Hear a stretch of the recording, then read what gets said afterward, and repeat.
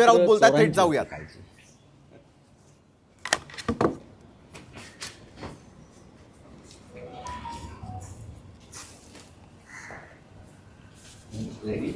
बोला काय वाटतं. पोलचे अंदाज आलेले होते. एक्झिट पोल वरती देखील बोलत असताना रात्री संजय यांच्यामध्ये एक महत्त्वपूर्ण चर्चा झालेली आहे. या चर्चेचा अंत काय ते तर स्पष्ट होईलच, मात्र संजय राऊत आज येणाऱ्या निकालांकडे कसं पाहतात, महानगरपालिकांच्या मतमोजणीला ज्यावेळेला सुरुवात होताना दिसते यावरती काय टिप्पणी करतात आणि आजसाठी माध्यमांसमोर कुठली न्यूज देतात आणि ईव्हीएम संदर्भातही ते काय बोलताना दिसतात याकडे देखील सगळ्यांचं लक्ष लागून आहे. शिंदे आणि फडणवीस युती स्पष्टपणे सत्तेत येताना दिसते. जवळपास 130 ते 135 जागा या शिंदे शिवसेना आणि फडणवीसांना दाखल. अद्याप आज सकाळपर्यंत किती टक्के मतदान झालंय हे आकडे आले नव्हते. मुंबई असेल अन्य महानगरपालिका किती टक्के मतदान झालं, किती लोकांनी मतदान केलं. मुंबईत 1 कोटी फार तर, पण किती टक्के मतदान झालं हे निवडणूक आयोग सांगत नव्हतं. पण एक्झिट पोल टक्केवारीच्या आधी जणू वाटेच बघत होते. आणि मतदान काही ठिकाणी मतदान सुरू असताना आले, काही ठिकाणी रांगा लागलेल्याच होत्या, मतदान सुरू होतं आणि यांचे एक्झिट पोल आले.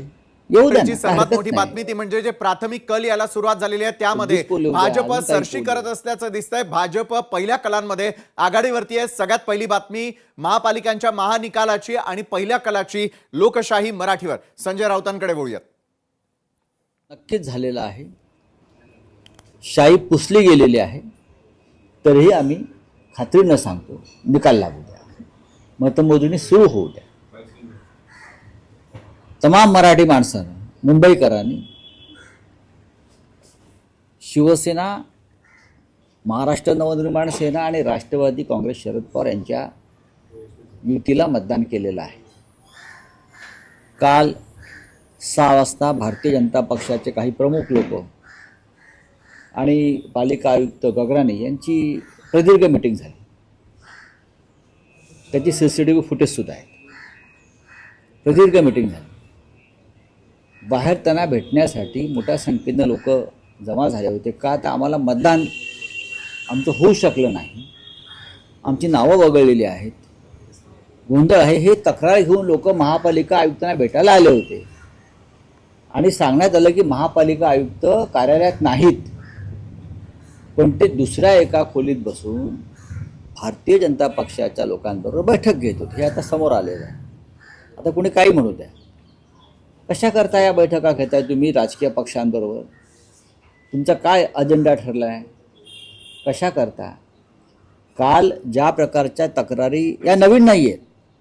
भारतीय जनता आणि महापालिकांच्या ईव्हीएम मतमोजणीला सुरुवात झालेली आहे. मुंबईचा पहिला कल सगळ्यात आधी लोकशाही मराठीवर. मुंबईचा पहिला कल कुणाला आहे तर निश्चितच तो भाजपला आहे. मुंबईमध्ये भाजप 14 ठिकाणी आघाडीवरती असल्याचे प्राथमिक कलामधला सगळ्यात पहिला यावेळेला आलेला आपण कल पाहतोय. महापालिकांच्या ईव्हीएम मतमोजणीच्या सुरुवातीलाच अगदी भाजप सरशी करताना दिसतंय. भाजपला मुंबईच्या पहिल्या कलामध्ये भाजपला तब्बल 14 जागांवरती सरशी करताना आपण पाहतोय.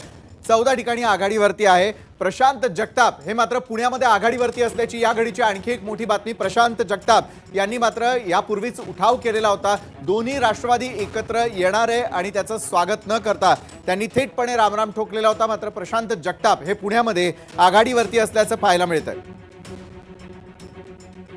आणि मुंबईकरांसाठी आघाडीची सर्वात मोठी बातमी म्हणजे महापालिकांच्या ईव्हीएम मतमोजणीला सुरुवात झालेली आहे. 14 जागांवरती भाजपची सरशी. नंतर किंवा अंदाजानंतर आजही तुम्ही आत्मविश्वासाने सांगाल की मुंबईचा महापौर हा ठाकरे बंधूंचाच होईल? बघा, आम्हाला पूर्ण खात्री आहे. लोकांनी केलेलं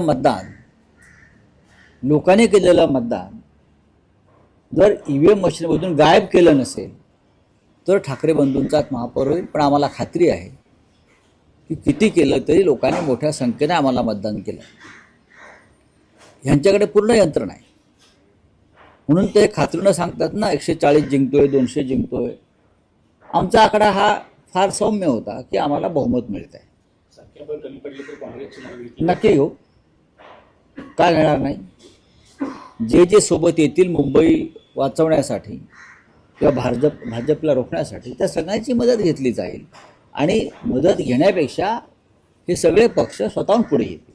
नाही, पण राऊतसाहेब, काल दिवसभरात शिवसेना, उद्धव बाळासाहेब ठाकरे पक्ष, महाराष्ट्र नवनिर्माण सेना पक्ष आणि विरोधी पक्षातले सगळे सहकारी ज्यांनी आक्षेप घेतले, मग शाई पुसली जाणं, मतदानाच्या प्रक्रियेत काही अडथळे निर्माण होणं, मुख्यमंत्री देवेंद्र फडणवीस असं म्हणतायत मुख्यमंत्र्यांचं शहर नागपूरमध्ये देखील भाजप 5 जागांवर आघाडीवरती आहे. नागपुरामध्ये भाजपनं 5 जागांवरती आघाडी घेतल्याचं प्राथमिक कलांमध्ये आपल्याला पाहायला मिळत आहे. नागपूर महापालिकेकडे देखील सगळ्यांचं लक्ष आहे, कारण राज्याचे मुख्यमंत्री असलेले देवेंद्र फडणवीस, त्याचबरोबर केंद्रामध्ये असलेले नितीन गडकरी यांच्यासाठी या ठिकाणची महापालिका आणि नागपूर शहराची ओळख आहे. त्याच नागपूरमध्ये देखील भाजपनं 5 जागांवरती आघाडी घेतलेली आहे. या घडीची सर्वात मोठी पहिल्या कलाची बातमी लोकशाही मराठीवर. संजय राऊतांकडे पुन्हा जाऊया. करावं लागलं आणि त्या संदर्भात त्यांनी जी शाही कंपनी आहे त्याचे चौकशीचे आदेश दिले. मार्कर कधीपासून आला असा एक टिपका आमच्यावर लावत होते ना. निवडणूक आयोगानं सांगितलं की शाही पुसल्याच्या तक्रारी आहेत आणि शाही पुसली जाते, याचं प्रात्यक्षिक आम्ही पाहिलं. हे निवडणूक आयोग सांगते आणि मुख्यमंत्री खिल्ली उडवत आहेत. याचा अर्थ डालमे कुचकाला आहे 100%.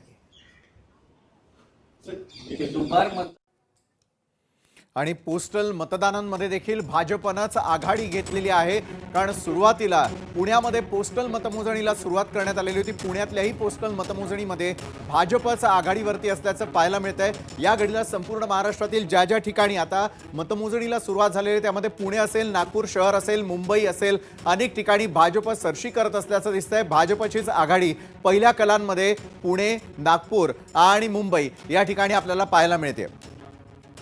देश, आपलं राज्य आणि आपली लोकशाही वाचवण्यासाठी आणि भारतीय जनता पक्षाच्या लोकांनी ही वेळ या देशाच्या जनतेवर आणलेली आहे.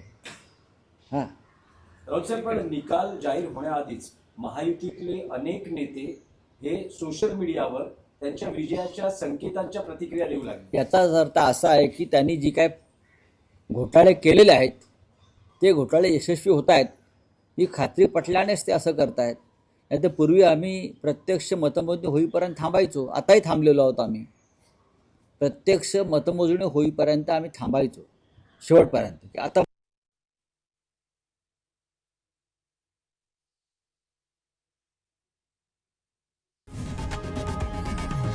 लोकशाही मराठी ऐका, पहा, जागरूक रहा.